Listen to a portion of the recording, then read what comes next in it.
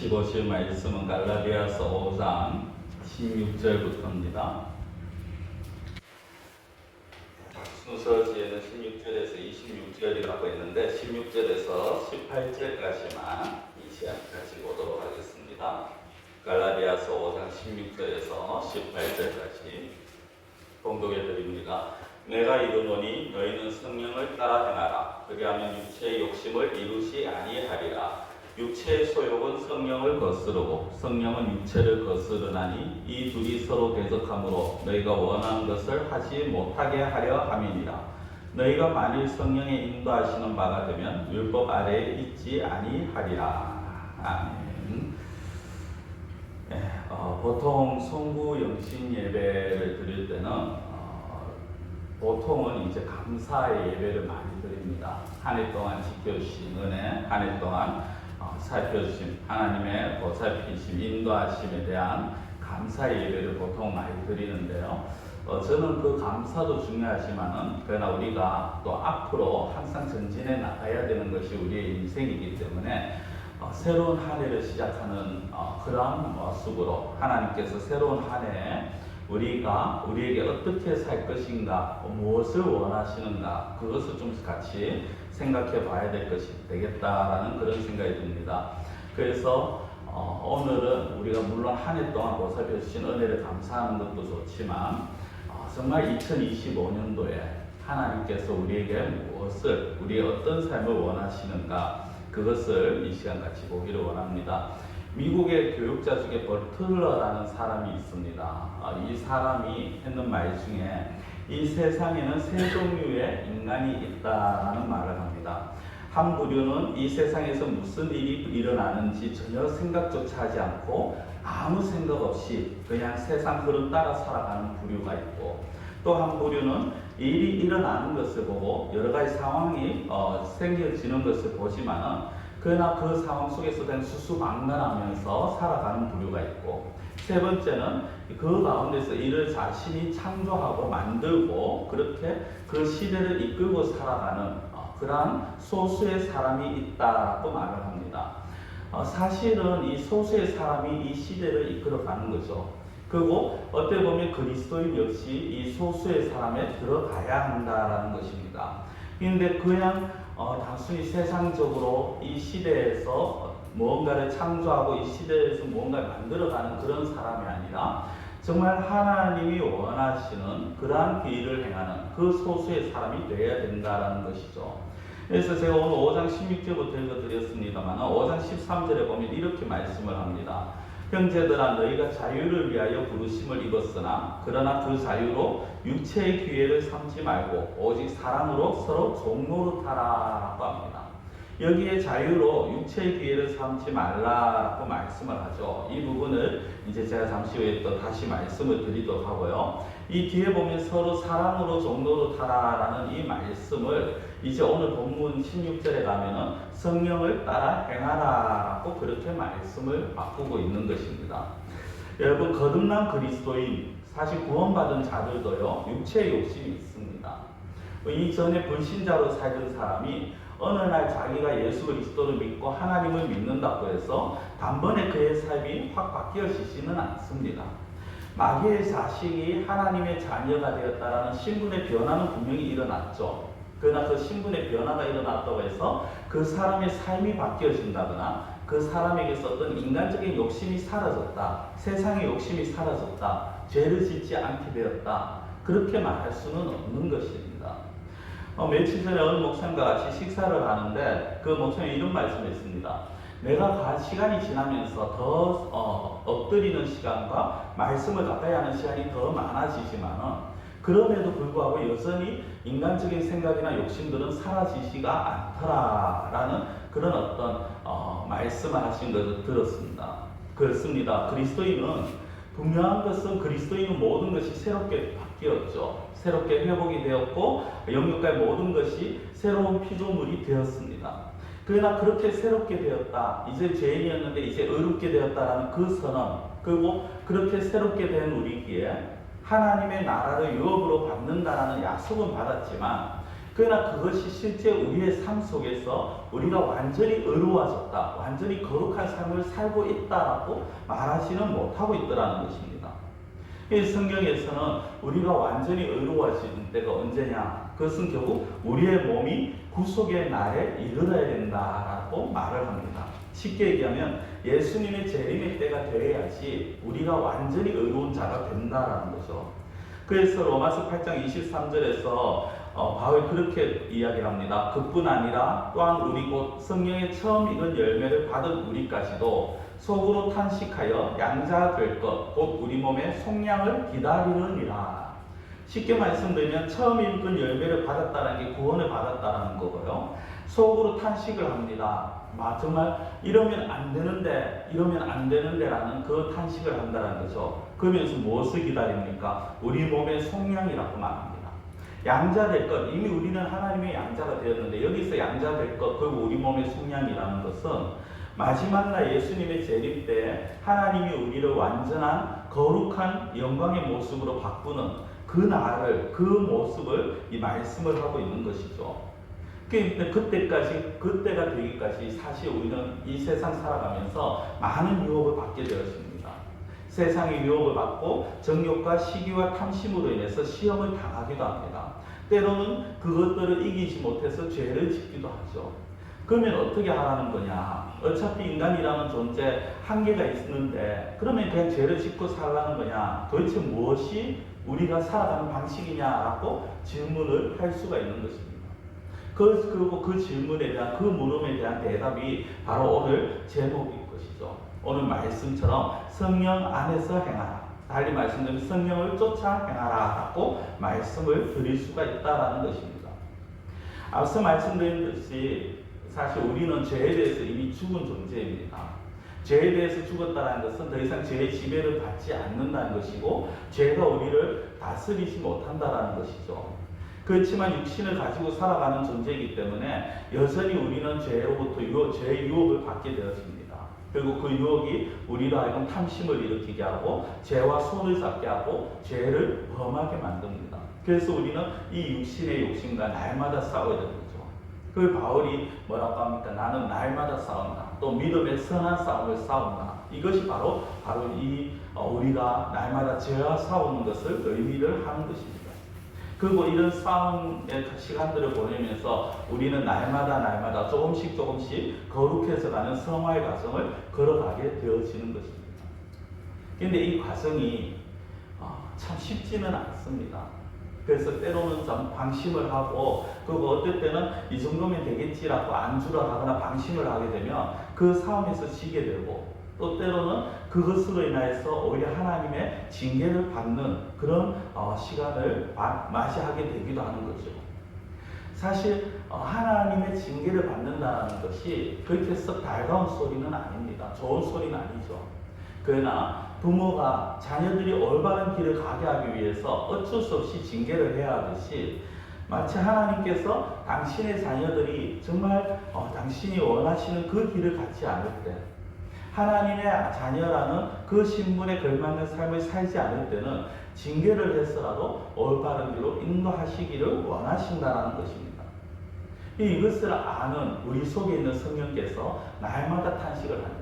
우리가 죄와 싸우면서 죄를 질 때, 아니면 그 죄의 유혹에 이기지 못하고 넘어질 때, 쓰러질 때, 그때 우리 안에서 날마다 탄식이 일어난다라는 것입니다. 그렇다면 이제 우리가 이 탄식하는 이런 상황 속에서 정말 더 이상 이런 시간들을 보내지 않고 정말 하나님께서 원하시는 삶, 육신의 정욕이나 탐심을 이겨낼 수 있는 삶, 그런 삶을 살아가야 될 텐데, 그러면은 그걸 어떻게 그런 삶을 살아갈 수 있느냐는 거죠. 계속 말씀을 드립니다만 우리의 힘으로는 그런 삶을 살 수가 없다는 것입니다. 내가 아무리 의롭게 살고자 해도, 내가 아무리 하나님 앞에서 거룩하게 살고자 해도 나의 다짐과 나의 어떤 힘으로는 한계가 있다는 것이죠. 그 한계는요, 잠시 잠깐이면 무너지게 되어 있고, 다른 사람들이 보지 않는 곳에서 우리는 또 다른 어떤 우리 속에 있는 내면의 제약들을 드러낼 때가 있더라는 것입니다. 그러면 어떻게 해야 되느냐? 결국에는 성령님밖에 방법이 없다라는 겁니다. 내 힘으로 되지 아니하기 때문에 우리는 성령의 도움을 받아야 된다는 것이죠. 그래서 오늘 16절에 이렇게 말씀합니다. 내가 이르노니 너희는 성령을 따라 행하라. 그러려면 육체의 욕심을 이루지 아니하리라. 성령을 따라 행하라 라고 말씀합니다. 근데 성령을 따라 행하라라는 이 말씀을 원어를 문자 그대로 번역하면요 이렇게 나옵니다. 성령에 의해 계속 걸어가라 라는 것입니다. 성령에 의해 계속 걸어가라.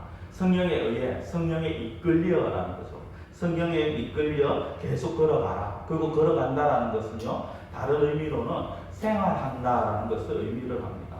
즉 무엇입니까? 우리의 매일의 시간 속에서, 매일 일상의 삶 속에서 어떤 결정과 활동에 있어서 성령의 인도하심 따라 성령에 이끌려서 성령과 함께 생활해 나가라라는 것입니다. 성령을 따라 살아간다는 것은 사실 날마다 성령과 함께 생활해 나가는 것입니다. 그리고 이 성령과 함께 생활해 나가는 것은 우리의 어떤 지속적이고 일상적인 행위가 되어야 된다는 것입니다. 그래서 사람들이 정말 자기가 성령에 사로잡히고 성령의 인도하심 따라서 살기 위해서 힘쓰고 애쓰고 그렇게 성령의 도우심을 구할 때는요 모든 것을 우리가 감당할 수 있습니다. 옆에서 누가 욕을 해도 비방을 해도 아니면 누가 나에게 상처를 줘도 그게 감당이 되어집니다. 그런데 그것을 하지 못하는 순간에 성령을 의지하지 않는 순간에 별것 아닌 말 한마디가 나에게 상처가 되고 별것 아닌 생각이 소리가 나를 죄의 길로 빠뜨리게 되더라는 것이죠. 성도 여러분, 성령님을 온전히 따라 행하는, 성령님과 날마다 함께 걸어가는, 생활하는 우리의 삶이 되어야 될 것입니다. 성령님은 제가 계속 몇 번 말씀을 드렸습니다만 우리의 삶을 도와주시기 위해서 우리 안에 계시는 분이죠. 이걸 성령의 내주라고 표현을 합니다. 우리가 얼마나 연약한지를 잘 아시는 분이시기 때문에 우리 속에 계셔서 능력으로 우리를 붙들어 주십니다. 그리고 우리로 하여금 죄에서 떠나게 하고 착한 열매를 맺게 합니다. 이 문제는 성령께서 우리로 하여금 죄에서 떠나게 하실 때 성령께서 우리로 하여금 착한 열매를 맺게 하시는데 과연 어떤 말씀, 어떤 방법으로 그런 일들을 하시느냐라는 거죠.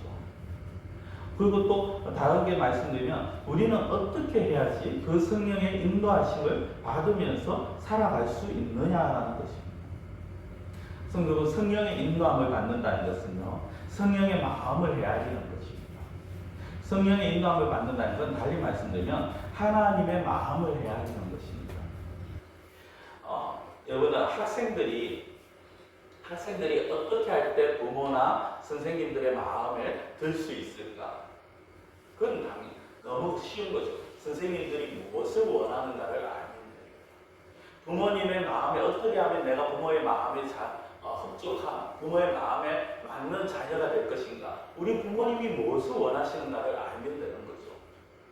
어떻게 하면 다른 사람들로부터 인정받을 수 있을까? 다른 사람들이 무엇을 원하는가를 알면 되는 것입니다. 마찬가지입니다.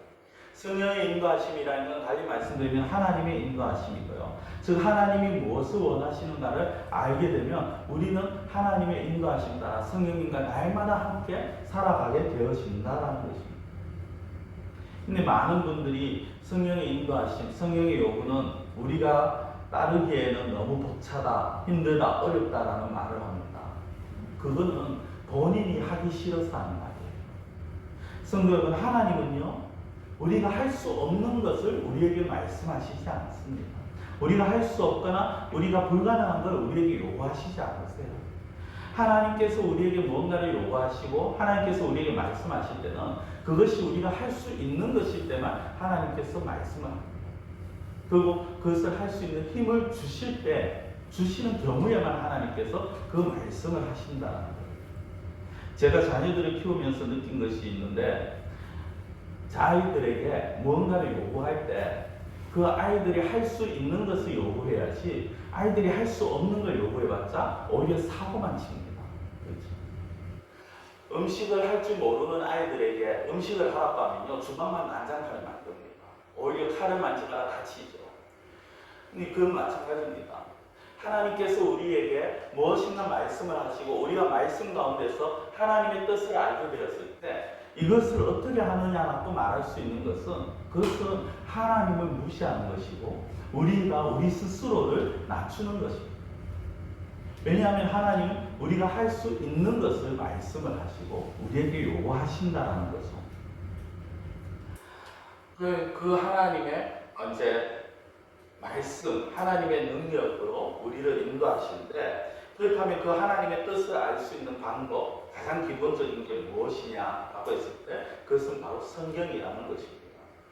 사실 이제 우리가 그래서 성경을 제가 말씀이라고 성경을 봐야 된다고 말씀드리면 뭐 또 뻔한 이야기라고 하실지 모르겠습니다만은 사실 이게 정답인 거죠. 우리 매일같이 성경을 읽고 매일같이 말씀을 공부해야 합니다. 말씀으로 영의 양식을 삼고 말씀에 마음을 두는 습관을 들이지 않고는 성령 안에서 행한다는 일이 사실 불가능합니다.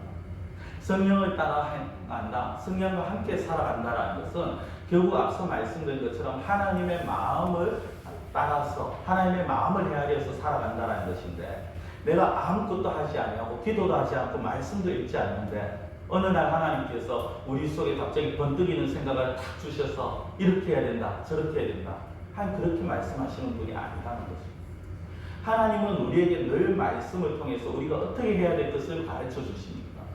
그런데 많은 사람들이 그 말씀을 제대로 가까이 하지 않으면서 하나님의 뜻을 찾는다고, 하나님의 뜻을 알지 못하겠다고 그렇게 말을 하고 있더라는 것입니다. 성도 여러분, 우리가 말씀을 읽는 거, 제가 말씀을 자꾸 강조하니까 뭐 이게 너무 형식적인 거 아니냐, 아니면 너무 습관적으로 읽는 게 무슨 의미가 되겠냐 그렇게 생각하는 분이 계실지 모르겠습니다. 그런데 과연 그 형식적이고 습관적이라고 우리가 치부할 수 있을까? 그런 생각을 해봅니다. 여러분, 우리가 하루에 3끼 밥을 먹죠. 뭐 2끼를 드시는 분도 있고 3끼를 드시는 분도 있습니다. 아침, 점심, 저녁 그렇게 식사를 이제 한다고 생각했을 때 매 끼니 때가 되어서 밥상 앞에 앉습니다. 매 끼니 때마다 밥상 앞에 앉죠. 그런데 그걸 가지고 우리가 형식적이다, 습관적이다 그렇게 말을 할 수 있을까요? 아닙니다. 우리는 몇 끼니 때 밥상 앞에 앉아서 밥을 먹음으로 인해서 그 밥을 통해서 우리가 살 수 있게 된다는 거죠. 우리는 언제나 먹어야 살 수 있고 먹는 것을 즐깁니다. 먹는 것이 귀찮다, 싫다, 맛이 없다 그러면은 그 사람은 분명히 몸에 이상이 있는 거죠. 정상적인 사람은 먹는 것이 귀찮다라고 말하지 않습니다. 한 끼 정도는 귀찮을 수 있어요. 제가 보통 점심 때 귀찮아서 컵라면으로 잘 때웠는데 그게 제일 편하거든요. 근데 사실상 그게 한 끼지. 몇 끼를 그렇게 먹으라고는 하면은 저는 못합니다. 그 마찬가지죠. 우리가 한 끼 정도는 할 수 있지만 몇 끼니를 우리가 귀찮다고 밥을 먹기 싫다. 그럼 그 사람 몸에 문제가 있는 거예요. 그럼 그렇다면 말씀도 마찬가지죠. 우리 영혼의 양식을 우리가 가까이 하지 아니하고 그것을 날마다 먹지 않는다면 그 먹는 것이 이건 너무 형식적이야, 습관적이야, 귀찮아 라고 우리가 그렇게 취급을 해버린다면 그 사람의 영혼에 문제가 있는 것이고 그 사람의 영혼이 병이 들어있다는 것을 간접적으로 보여준다는 것이죠. 성도 여러분, 우리는요 말씀을 읽는 부분에 있어서는 좀 습관화가 되어야 됩니다. 물론 습관화되어야 될 게 많아요. 말씀, 그 다음에 기도, 감사, 이 모든 것들이 습관화가 되면 참 좋습니다. 아무 생각 없는 습관화가 아니라 정말 내가 의식적으로 이것을 나의 습관처럼 내 몸에 배이게 해야 된다는 겁니다. 그래서 저는 이걸 거룩한 습관이라고 말씀을 드리고 싶습니다. 그러니까 아무 생각 없는 습관이 아니라 여러분도 우리의 마음에, 우리의 영혼에 하나님의 말씀으로 가득 채우면 정말 놀라운 결과가 생겨나게 되어 있습니다. 제가 말씀을 일일이 띄우지는 않았습니다만 성경에 보면요, 제가 몇 가지만 말씀을 드리면 여호수아 1장 8절에 보면 번영과 성공의 길을 열어줍니다. 시편 1장 3절에 보면 삶의 열매를 맺게 해주는 말씀이 나옵니다. 시편 119편 11절에 보면 우리를 죄로부터 보호해 주신다고 나오고요. 요한복음 15장 3절에 보면 우리를 깨끗게 하시고, 요한복음 15장 7절에 보면 기도의 능력이 주어진다라고 나오고, 15장 11절에 보면 우리 마음에 기쁨을 주신다고 나오고, 빌립보서 4장 13절에 보면 우리의 삶의 자신감을 생기는 그런 말씀들을 우리에게 주신다라는 것입니다. 이런 말씀들을 우리가 이 말씀들로 우리 마음을 가득 채우게 된다면 우리는 살아가면서 불안, 초조, 불만, 시비, 무기력, 좌절 그런 것에서 벗어날 수가 있다는 거죠. 그러나 반면에 그 말씀이 우리의 마음에서 사라지고 조금씩 비어지게 되면 우리는 오히려 너무나 비참한 그리고 너무나 무기력한 삶을 살게 될 것이고 결국 그 인생이 고통 가운데 거하게 되어진다는 것입니다. 성도 여러분, 오늘 제가 사실 이제 이 18절까지 읽었습니다만은 19절부터 보면은 육체 얘기 나오고요. 그 다음에 22절부터 보면은 성령의 열매가 나옵니다. 성령의 인도함을 받는 사람들에게 나오는 삶의 열매예요. 사실 이것은 어떤 특별한 사람들만에게서 나타나는 것이 아니라 모든 사람들에게서 자연스럽게 나타나시는 그런 열매들입니다. 그런데 이 열매 역시 우리가 억지로 맺으려고 할 때 맺혀지는 것이 아니라 하나님의 뜻을 쫓아서 하나님과 함께 하나님의 뜻을 헤아려서 하나님과 함께 살아갈 때 성령님과 함께 생활할 때 그때 이 열매들은 내가 억지로 맺으려고 해서 맺는 게 아니라 자연스럽게 나타나는 그런 열매라는 것이죠. 골로새서 3장 15절에서 16절에도 보면은 성령의 인도함을 받는 사람들에게도 삶의 모습들이 나옵니다. 그리고 거기에도 똑같은 약속들이 나옵니다. 그것이 무엇입니까? 우리 마음속에 하나님께서 감사와 순종하는 마음을 더하여 주신다라는 것입니다. 성도 여러분, 우리의 마음속에 어떻게 보면은 하나님의 말씀을 간직하려고 애를 쓰고 그리고 그 다른 어떤 하나님의 말씀을 붙들고 살아가려고 할 때 특별히 하나님의 말씀을 암송할 때 우리의 삶에서 더 놀라운 기적들이 더 놀라운 변화들이 일어나게 된다는 것입니다. 우리나라 탤런트 가운데 사실 예수 믿는 사람들이 많죠. 그런데 제가 몇 년 전에 어떤 배우의 간증을 들었습니다. 그 사람이 사실 대사 외우는 게 정말 안 되는데 자기가 성경 말씀을 외우기 시작하면서 대사를 외우는데도 굉장히 탁월한 능력이 자기에게 나타났다라는 그런 간증을 하는 것을 본 적이 있습니다. 우리가 성경 말씀을 계속 읽고 공부하면요, 그 말씀이 우리를 붙잡아 줄 뿐 아니라 우리의 기억력도 새롭게 하고 또 이거는 어떻게 보면 좀 마치 세상적인 어떤 이익인 것 같지만은 여러분들 정신력의 퇴화에도 방지가 됩니다. 여러분들 치매가 두려우시죠? 치매가 두려우신 분들 말씀을 암송하십시오. 한 구절, 하루에 한 구절 읽고 그것을 읽고 단 하루라도 그 말씀을 계속 외우고 암송해 보십시오. 그러면요, 치매에 굉장히 좋은 그런 치매 예방에 굉장히 효과를 보게 되십니다. 예배를 마치고 제가 이제 말씀 카드를 나눠 드릴 겁니다. 그거 가지고 가셔서 그냥 책갈피 하시라는 게 아니고요. 그 말씀을 보시고 좀 그 말씀으로 날마다 묵상하시라. 더 가까이 말씀을 하시라고 드리는 겁니다. 성경을 알아야지 하나님의 뜻을 알 수 있고 말씀을 알아야지 그 하나님 말씀 안에서 하나님의 뜻 안에서 우리가 온전하게 살아갈 수 있다는 것입니다. 예전에 있던 어느 제가 부교육자였던 교회에서 매달 1일부터 3일까지 4일간 기도 11조를 합니다. 새벽마다 기도 11조를 하는데 그 기도 11조 3일 동안에는요, 담임 목사님이 특별 이제 안수를 합니다. 원하는 자들.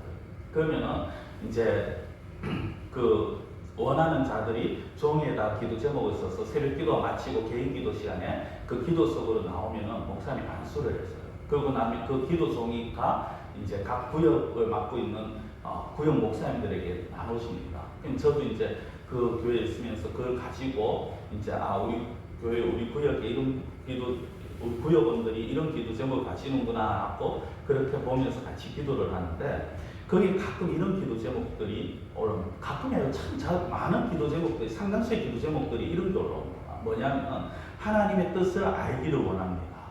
하나님의 말씀대로 살기를 원합니다. 하나님의 자녀로서 온전한 삶을 살게 하옵소서라고 이런 어떤 기도 제목들이 올라와요. 이 잘못된 건 아주 좋은 거죠. 맞죠? 하나님의 말씀대로 살아야 되고 하나님의 뜻대로 뜻을 알기를 원하고 뜻대로 살도록 인도해달라는 굉장히 좋은 기도 제목입니다. 그런데 그분들의 이름을 보면서 제가 의구심이 들 때가 있어요. 뭐냐면은 제가 그분의 삶을 아는데 말씀을 1년에 단 한 번도 제대로 본 적이 없는 사람인데 교회 와서 성경 피는 것조차 귀찮아서 성경을 들고 오지만은 그냥 위에 장식용으로만 들고 오는 그런 분인데 말씀대로 알기를 원한다. 하나님의 뜻을 알기를 원한다. 그게 도대체 이분은 어떤 것을 원하는가 싶은 그런 생각이 듭니다. 성도 여러분, 성경을 안 읽는데 어떻게 하나님의 뜻을 알고 말씀을 안 읽으면서 우리가 어떻게 성령 안에서 성령님과 함께 생활할 수 있느냐? 말이 안 되는 거죠. 하나님은 분명히 우리 각자에게 대한 각 사람마다 계획이 있으세요. 그리고 그 계획대로 하나님께서 인도하시기 원하십니다. 그리고 그 인도하는 방법을 말씀을 통해서 가르쳐 주십니다. 그렇기 때문에 우리는 말씀을 가까이 해야 됩니다. 그래야 하나님의 뜻을 알고 그래야 성령을 쫓아서 성령 안에서 우리가 행할 수 있다라는 것입니다. 말씀을 믿겠습니다. 바울이 오늘 18절에 보면 이렇게 말씀을 합니다. 너희가 만일 성령의 인도하시는 바가 되면 율법 아래에 있지 아니하리라. 율법 아래에 있다는 것은요, 죄의 종으로 얽매여서 살게 된다는 것입니다. 형식적으로 마지 못한 신앙생활을 하게 된다는 겁니다. 그러면은 그걸 하지 않기 위해서 어떻게 되느냐? 성령의 인도하심을 받으라는 거죠. 성령의 지배를, 아니면 조금 있다. 이 지배라는 말이 귀에 거슬리면 성령의 인도심, 성령의 인도하심을 받아야 되는 거예요. 하나님의 뜻대로 하나님께서 우리를 인도하심 따라 살아가기 위해서 힘쓰는 자가 되어야 될 것입니다. 그래야 할 때 우리가 정말 하나님께서 원하시는 그러한 아름다운 성도의 삶을 살아가게 될 것입니다. 그렇게 살아갔을 때 마지막 2025년 마지막에 되어서 정말 하나님 안에서 우리의 삶을 돌아볼 때 그렇게 살아간 자들의 삶과 그렇게 살지 못한 자들의 삶은 분명히 차이가 나게 될 것입니다. 저는 아무쪼록 이제 2025년 벌써 12시에 딱 지났죠. 이제 새해를 시작했습니다. 이 25년도에 우리 모든 성도님들이 정말 성령 안에서 성령님과 함께 생활하시는 그러한 성도님이 되시기를 축원합니다. 기도드리겠습니다. 사랑의 하나님 아버지, 우리가 살아가면서